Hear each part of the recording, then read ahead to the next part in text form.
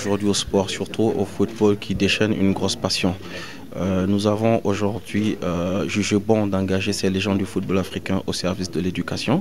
Et bien évidemment, l'éducation est une des plus grosses priorités, que ce soit du Conseil présidentiel pour l'Afrique, mais aussi de l'UNESCO, ce qui explique justement la caution de ces deux grandes institutions pour cette 6e édition de la Nuit du football africain. Est-ce que vous pouvez revenir sur le programme du jour, de la journée du 20 mai?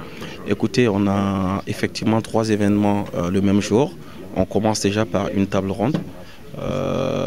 Devant pas mal de jeunes, donc qui est notre cible, des messages justement à leur faire parvenir sur l'éducation. Et quand on sait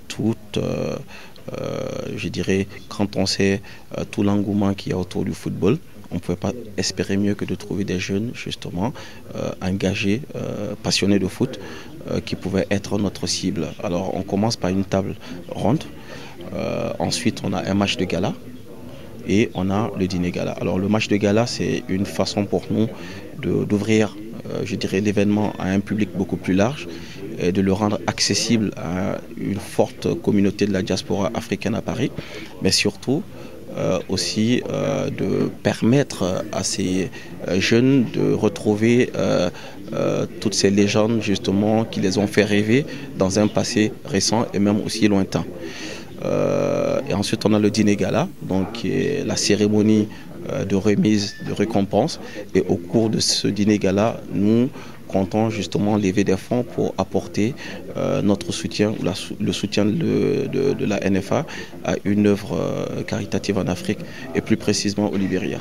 Est-ce qu'il y aura des stars africaines présentes qui sont attendus pour cette... Bien sûr, on a, comme chaque année, on a pu réunir pas mal de sommités. On a des personnalités du football africain qui sont attendues, comme Joseph-Antoine Bell, Kalusha Bouilia, Rabat Madjer, Ella Diouf, Patrick Mboma, Cyril Domoro, JJ Okocha, Mustapha Hadji.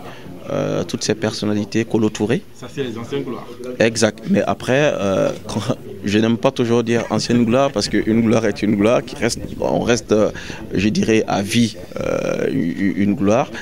Mais aussi, il faut compter avec un calendrier qui est favorable puisqu'on a la veille du championnat, la fin du championnat français.